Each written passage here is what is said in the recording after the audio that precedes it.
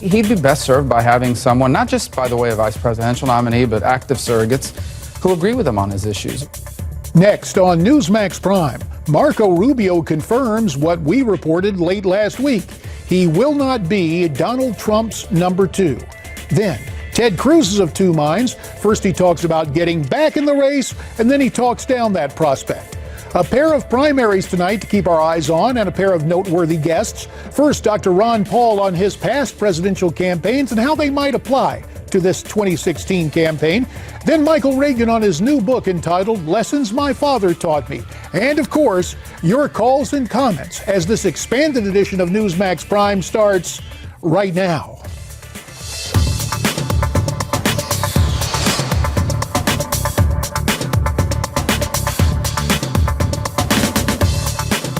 Good evening and welcome to this special expanded edition of Newsmax Prime. I'm J.D. Hayworth. We'll be with you for 2 hours on this Tuesday evening. Of prime interest tonight, Republican reconciliation or realignment. Speaker Paul Ryan continues his damage control, talking to the Wall Street Journal about party unity. What I want to see is all conservatives rally together to win this election and defeat Hillary Clinton. If we all, as conservatives, rally around principles and advance a common agenda and common principles going forward and win this election, I believe we can do that, but we can't fake it. We can't pretend. We have to actually unify and do it. And a couple of notes here now that we need to pass along to you. First of all, it has been projected Donald Trump wins the Republican primary tonight in West Virginia. That may figure in your calls and comments, which we'll be taking for the duration of our expanded program tonight. Check in with me with your thoughts, your questions, your comments at 1-877-NEWSMAX. That's 1-877-639-7629, because here at Newsmax TV, we're not here to tell you what to think. We're here to invite you to offer your opinions and share your views, because we're truly America's forum. To talk about all the goings-on, we're pleased to be joined by former presidential candidate Dr. Ron Paul, my old colleague in the House of Representatives. Ron currently serves as the chairman of the Campaign for Liberty. And Ron, we really appreciate your time tonight on Newsmax Prime. JD, it's great to be with you again. Ron, thanks so much. And let's get your reaction to the news. Our John Gizzi at Newsmax reported late last week. It was confirmed late this afternoon by Senator Marco Rubio himself. Let's listen to what the senator told CNN late this afternoon. He'd be best served by having someone, not just by the way of vice presidential nominee, but active surrogates who agree with him on his issues. My differences with Donald, both my reservations about his campaign and my policy differences with him, are well documented, and they remain. And I think he would be best served by having people close to him and his campaign that are enthusiastic about the things he stands for. Ron, your reaction to Senator Rubio saying, nope, I don't want to run for vice president with Donald Trump. Well, maybe he's already realized he's excluded. Who knows?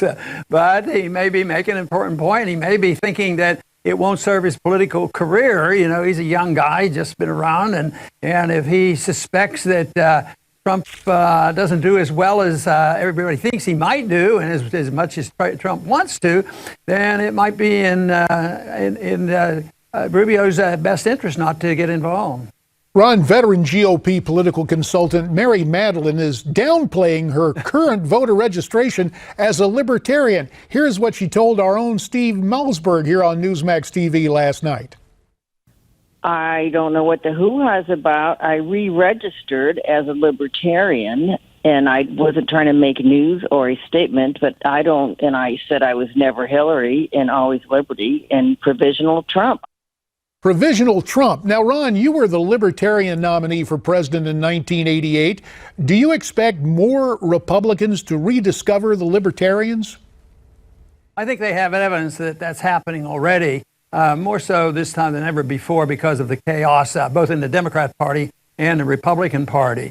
So, yeah, I think a lot of people will. They don't have one individual that might, really rally the troops in the Libertarian Party. So maybe Mary can be drafted in something. She's well known, and let her run and see what that does. Oh, really? To move from consultant to candidate, have Mary Madeline take up the banner of the Libertarian Party. That's pretty interesting, Ron. Hey, I want you to straighten out something for me. I understand you recently said you would not support Donald Trump even if it means Hillary Clinton ends up in the White House. Any chance you're going to change your mind on that? Probably not. You know me pretty well. I didn't change my mind too often. You know, once I decided that the vote was for bigger government or more taxes, so I didn't, because it was important to stand on a principle that I talked about, and I was there for that purpose. But yeah, I should stand on that principle, because the reason is people question, and reasonably, I think, to ask me, well, how could that be possible? Wouldn't Hillary be 10 times worse? Well, we don't know whether or not she will. We don't even know what will come out of Trump as president. But we do know that if there's Republicans and Democrats in the House and Senate, they'll be able to put a little brakes on Hillary. We know what she's all about. People are alerted to her. So, but her positions aren't a whole lot different. I really maintain that if she had exactly the same views and was a Republican, she could do quite well, because she's anti-libertarian on so many issues when it comes to civil liberties. And, you know, her foreign policy is a lot closer, you know, to the neoconservatives than they are to a libertarian position. So she could do quite well. And we talk about some Republicans slipping over to the Libertarian Party, but we also see some neoconservatives going over to Hillary, talking about like Bill Kristol and others are sort of suggesting, well, maybe Hillary will be okay. And I truly believe there are some neoconservatives, because they have been very moderate on economic issues, and the neoconservative movement came out of the Democratic Party. And if they're not pleased, or they can't trust Trump on perpetuating wars, they might say, well, Hillary is better. So I would be wondering seriously whether or not these neocons will go, maybe for Hillary. And I think Max Boot had something to say about that too. But I think that's something worth thinking about. Well, Ron, we will hear more from our own John Bogman in a little while about the realignment, and really, is Trump to the left of Hillary? But you and I both heard Speaker Paul Ryan earlier. Do you believe in the final analysis that most of the GOP establishment in Washington and its environs will eventually support Donald Trump? Yeah, I think so. The stronger he gets, the more they go his direction. And I think what has to be done, I don't believe so much that there's power structures in the political parties. I believe in the this whole deep state and the shadow government, and the influence of the financial markets and the military-industrial complex, the medical-industrial complex, and now the internet programming. I think these people are very, very powerful.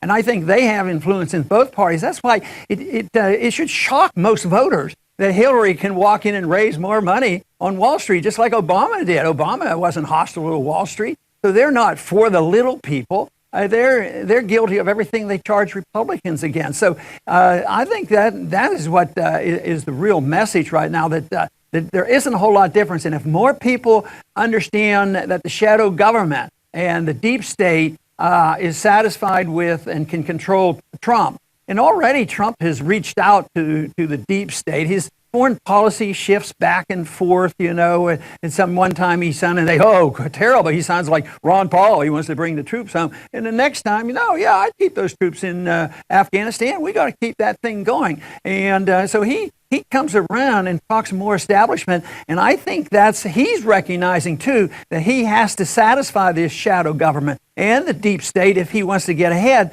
Well, let's move out of the shadows and into the bright light with one of your Texas neighbors. Senator Ted Cruz, who suspended his campaign after Indiana, appeared on Glenn Beck's radio program earlier today, and he expressed an interest, or so it appeared, that he was going to end the suspension of his campaign and restart it. Let's watch and listen.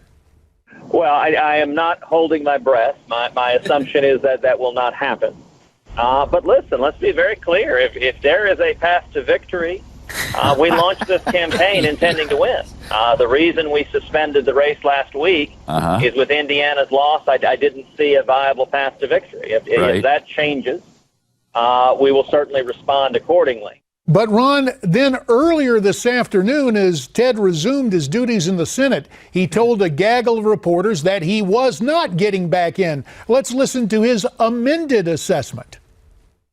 Listen, we have suspended the campaign. We've suspended the campaign because I can see no viable path to victory. Of course, if that changed, we would reconsider things. But let's be clear, we're not going to win Nebraska today. There should be no mystery, no excitement in that.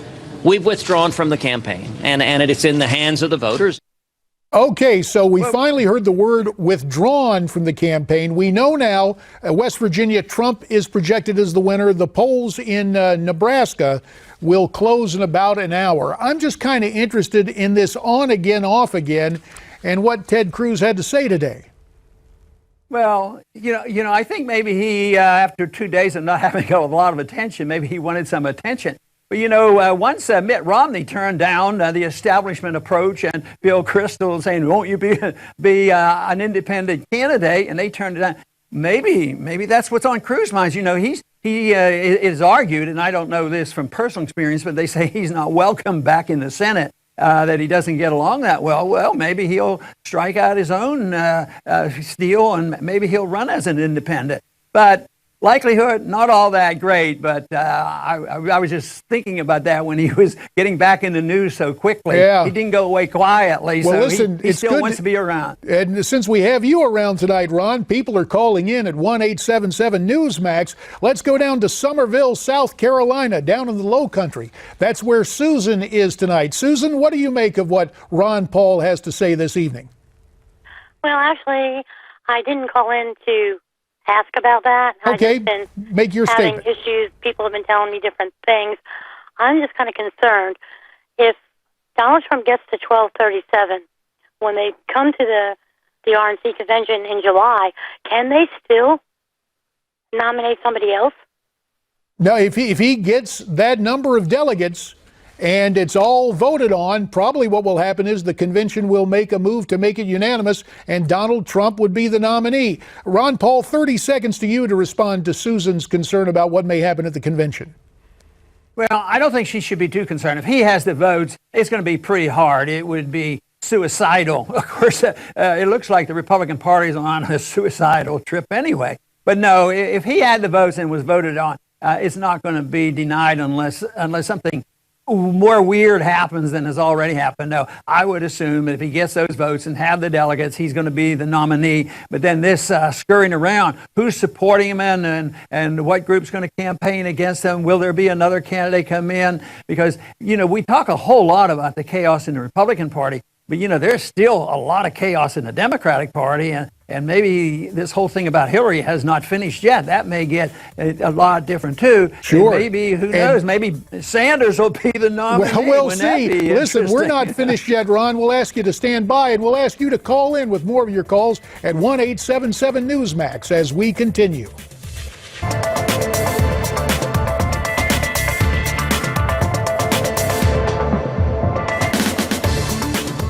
Newsmax Prime wants your voice to be heard. Now we're offering you the chance to send in a video to sound off. Simply go to NewsmaxUSA.com and follow the on-screen instructions from your computer or mobile device. Sound off with Newsmax Prime. And we'll give you the chance to sound off on the telephone here in just a few minutes. Have more with Ron Paul as well. But right now, Newsmax TV's John Bachman joins us with a closer look at how Donald Trump continues to move to the left and how some conservatives are even considering Hillary Clinton? Yeah, bear with us, JD. Maybe a far-fetched question, but a provocative one nonetheless. Some conservatives are actually asking, what is the better proposition here for Republicans, especially in the long term? Lose with Hillary Clinton as the president, or win with Donald Trump, whose policies have been all over the map during the primaries? We do have one thing in common. What's the one thing? We actually do. Trade. It's not just that small piece of common ground Donald Trump has found with Bernie Sanders. He's definitely tacking to the left ever since becoming the GOP's presumptive nominee. The Washington Post even pointing out this week, quote, Trump is effectively running to the left, not just of his own party, but also of Hillary Clinton. That includes trade deals like TPP and NAFTA. A total disaster. And when Hillary Clinton recently tried to hit Trump for not wanting to raise the minimum wage, he basically said wages are too high in America. It didn't work so well. What she said was technically true, but more recently Trump left himself some wiggle room to the left on wages. You're open to raising the minimum wage. I'm open to doing something with it. Recently, Trump also said he remains open to raising taxes on the wealthy. Define as wealthy, by the way. Let me explain. Somebody like me. Our foreign policy is a complete and total disaster. And Trump's America First foreign policy makes him seem more like a dove than hawkish Hillary. She recently criticized Trump for suggesting the U.S. should allow other nations to take care of their own nuclear defense. And he talks about it like it's some real estate deal. Oh, yeah, well, it's okay, fine, we'll make a deal. They can have nuclear weapons. That is dangerous. Also, Trump's longer-held left-leaning beliefs, like his support of Planned Parenthood, coupled with his more recent shifts, are giving pause to serious conservatives, some considering drastic measures. The Wall Street Journal's Bret Stephens even calling Hillary Clinton, quote, the conservative hope. The right can survive liberal presidents, he writes, but Trump will kill its best ideas for a generation. Still, Trump, who's set to hash things out with House Speaker Paul Ryan this week, seems committed to taking the grand old party in a brand new direction. But don't forget, this is called the Republican Party. It's not called the Conservative Party. You know, there are conservative parties. This is called the Republican Party. All right, JD, so Trump may be trying to outflank Hillary on the left, but she's not going to let that happen. At least today, she came out and says she now favors single-payer health care. So you can't get much further to the left of that. Oh, joy, single-payer health care. John, thanks very much. Pleasure, JD. I think. Some tough stories there. Hey, a reminder that you can get in on the conversation at 1-877-NEWSMAX. That's 1-877-639-7629. We continue our conversation with Dr. Ron Paul, who joins us from his anchor desk for Liberty Report. And Ron, before we go even further, I want to take a phone call from the heartland of America, from Topeka, Kansas. Margaret joins us. Margaret, I understand you have some ideas on how to put the brakes on Hillary. No, it wasn't put the brakes on. I was just saying how Ron Paul thinks that the Republicans can put the brakes on Hillary's versus since they couldn't put the brakes on Obama. All right. Well, maybe I didn't get it exactly right, but do you have a direct point to make to Dr. Paul, Margaret? So how to stop Hillary? That's what she wonders. Is Hillary? We just heard John Bogman chronicle what you mentioned earlier, the fact that it seems that Trump is moving leftward. Hillary is over on the left too, but is this a done deal for a variety of reasons, gender card, etc.? Your assessment of the race right now, Ron?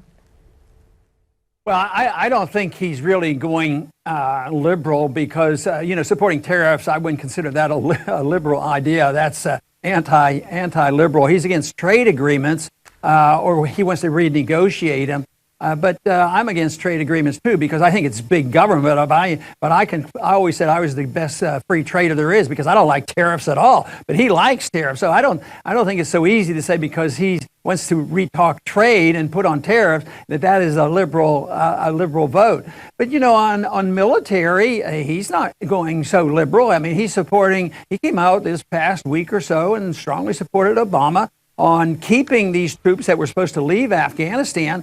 So that, to me, I don't think that's a conservative position. I think a conservative position is defending this country and not to be the policeman of the world. But he's supporting Obama's position in Afghanistan. So I don't think it's going to be so easy to say all of a sudden he's a liberal. But I think most people can see that he's all over the map and you can't figure it out. But my biggest concern about Trump, he's an authoritarian. And he's aggressive and determined. And if you want to watch out for something, watch out for his executive orders. Because believe me, he's been used to issuing executive orders all his life. And I don't think he will hesitate. And I just sort of sense that from him, that he's the boss and he's going to do it this way. And I think all the presidents abuse the executive orders, and sometimes they do it quietly. And but I don't think he will. But your idea is that bit. Trump coming from the business world as a chief executive would just depend on executive orders. Ron, let's get back to the phones.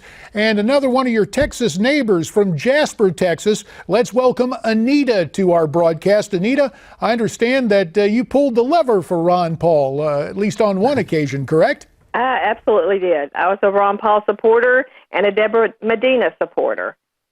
And I'm kind of floored to hear him say that, he would rather Hillary than Trump. I mean, I think she is more establishment than anybody and the worst choice of anyone.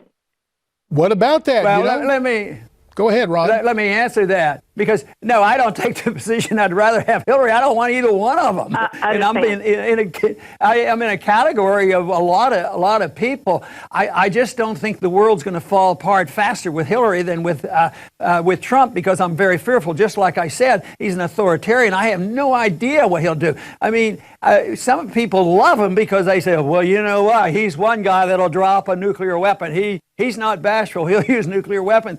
I just don't like that kind of stuff. That's not what I ever talked about. I think a strong national defense is what we need to talk about. But what we're doing is we're draining ourselves from all the troops around the world, but we're destroying our country from within. I don't worry about ISIS landing on the shores of Texas and invading us. That's not going to happen. Wait, no, not even with the border, not even with the porous border, Ron, and people coming across that border. You don't worry about ISIS coming in here?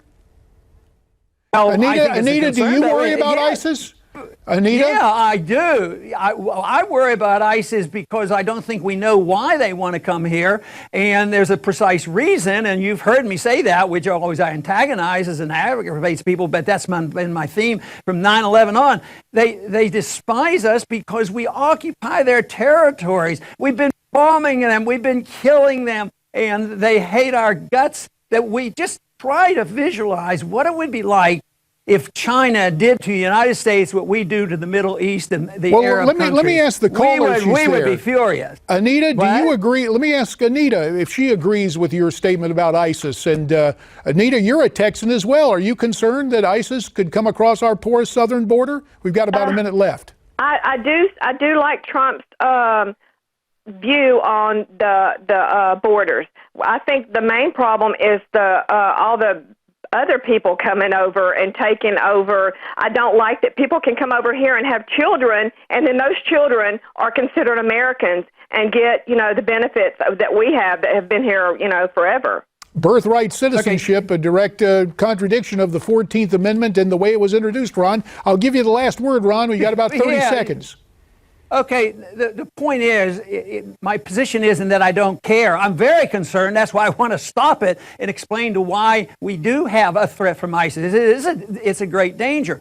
But if you look at the great danger to American liberty and what's happening, this debt we have, the potential financial crisis we face, and the destruction of what's going to happen when our empire falls apart, and it's going to because we can't afford it. So I would say the greatest threat is internal, not external. But that doesn't mean I don't care about it. I Understood. think our policies we appreciate have caused this concern. And we appreciate you really get to what you call the root causes. And the root challenge is television, and television is time. We're out of it. Ron Paul, thanks for your time. Up next, our good friend Michael Reagan. Stay with us.